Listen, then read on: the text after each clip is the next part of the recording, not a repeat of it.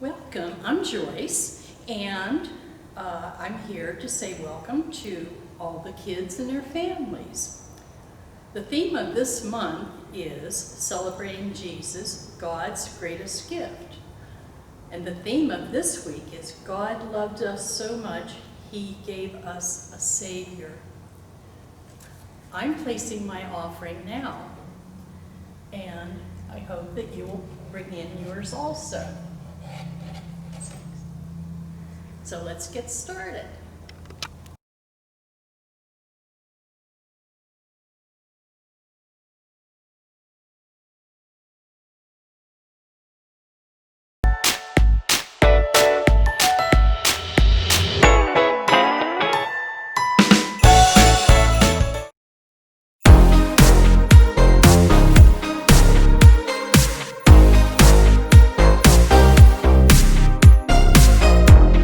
Long ago and late one night, angels came in glorious light, singing songs about a Savior that was born.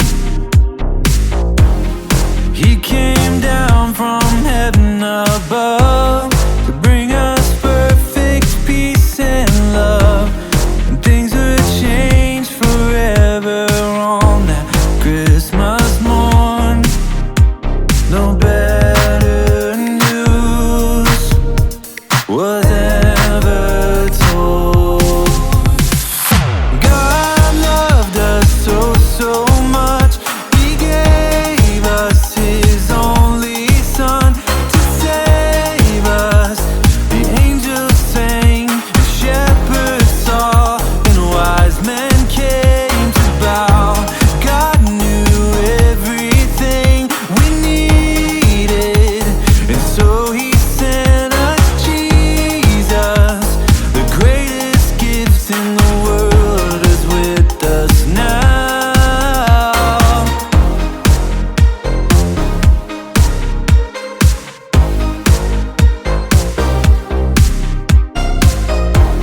Shepherds heard and ran to see what the angels said would be, and in Bethlehem they found that it was true.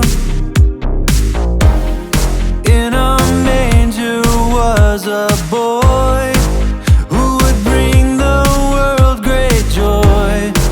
So they went out telling everyone they knew. No better news was ever told. God loved us so, so much, He gave us His only Son to save us. The angels sang, the shepherds saw, and wise men came to bow.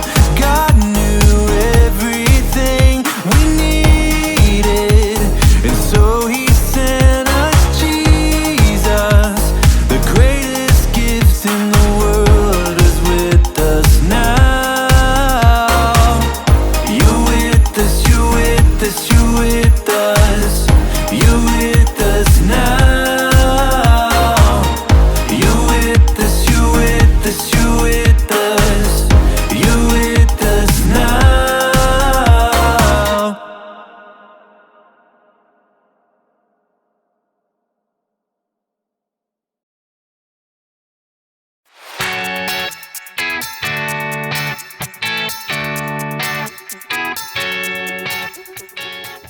What's up, everybody? My name is Jacob, and if nobody said it to you yet, let me be the first to say Merry Christmas! Joy to the world, the Lord has come. We all know what Christmas is about, right? It's about Christmas pie! Or Christmas is actually about a big guy in a red suit. Ho, ho, ho! Merry Christmas! Christmas is about watching movies. Truth is, Christmas is about a lot of things, but there is one thing that makes this whole season worth celebrating. You know what I'm talking about. It's the presents! Let's see what we got this week. This little baby is what all the fuss is about. This is Christmas. Christmas is celebrating Jesus, God's greatest gift. You'd think that a gift from God would come in a larger package, not just a baby. There's gotta be more to it than just that. You're right. There's a lot more to it. And it all starts in Bethlehem. I'll see you later. The Bible. It's 66 books of history, stories, letters, and poetry that fit together to form God's one big story.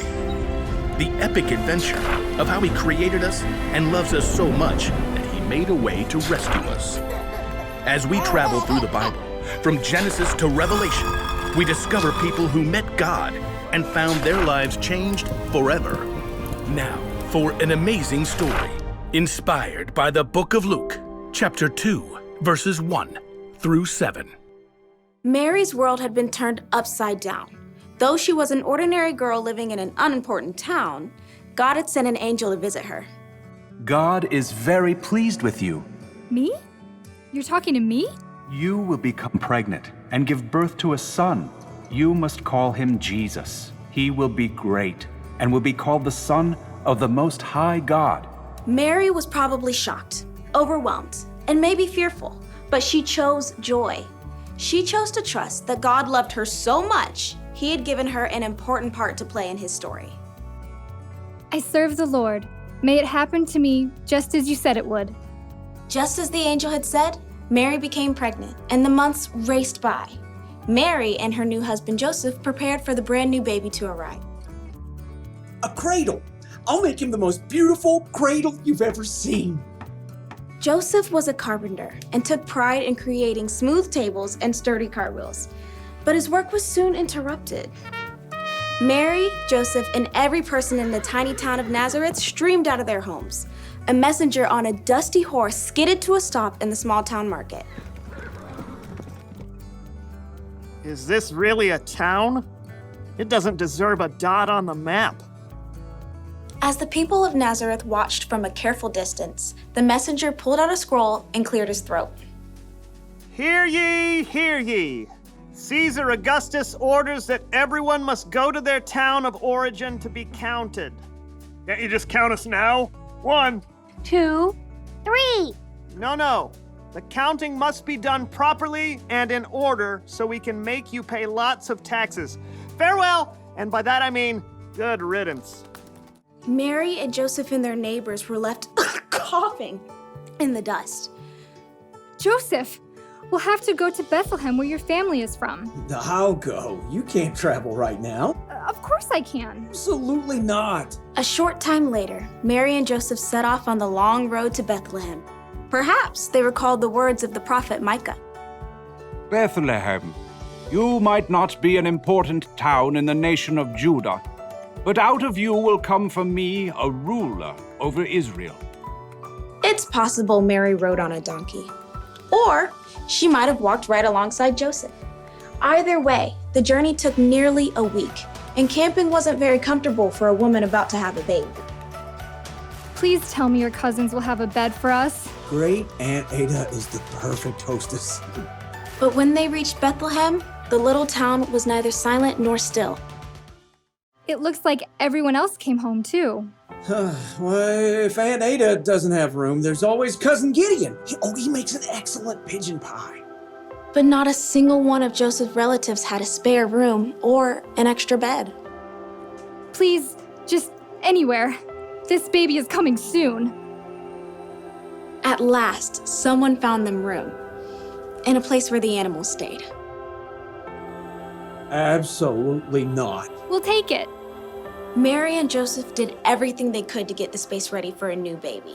Clean hay, fresh water, and in a short time, Mary's baby was born. It's a boy! His name is Jesus. Mary tore a clean cloth into wide strips and tightly wrapped her baby to keep him warm and cozy. No cradle? Where will he sleep? Put fresh hay in the animal's feeding trough. We'll lay him in there. What about the sheep? They don't mind. Mary lay her tiny baby in the clean hay, the king of the whole world, sleeping in a manger next to the animals. He's perfect. Yes, he is.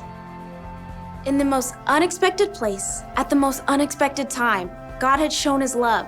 He sent his very own son as a baby to rescue the whole world.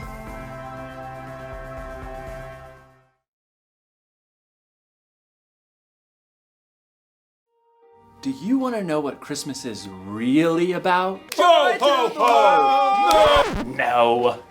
Christmas is about love. Around 2,000 years ago, God saw that the world needed help, and he loved the world so much that he sent this baby. But he is way more than just a baby. You see, Jesus would grow up and live a perfect life, and even though he didn't deserve it, out of love, he would die on a cross to pay for the sins of the world. And that was just the help we needed. That was just the love we needed. Jesus made it possible for us to have a relationship with God. Jesus saved us. So, while you're celebrating this year, while you're singing and eating pie and opening presents, don't forget this present that God gave to us. Don't forget this one thing. God loved us so much that he gave us a savior. So, you know what? It's Christmas! Let's have the biggest party ever! Who's with me? Yeah! Let's party! It's Christmas! It's Christmas! Yeah! We're going shopping for that Christmas pie. Ooh, I need that. I need this. I need Christmas sprinkles.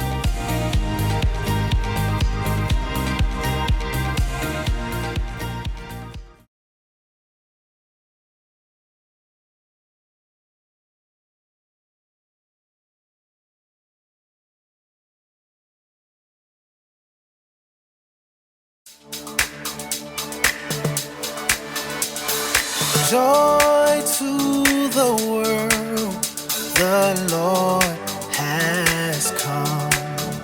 Let earth receive her King. Let every heart prepare him room, and heaven and nature sing, and heaven and nature sing. Heaven and nature. Glory to the King, he is everything. Our hearts will rejoice and sing. Glory to the King, let the praises ring. Our hearts will rejoice and sing. Joy to the world. Joy to the world, the Savior reigns. Let men their song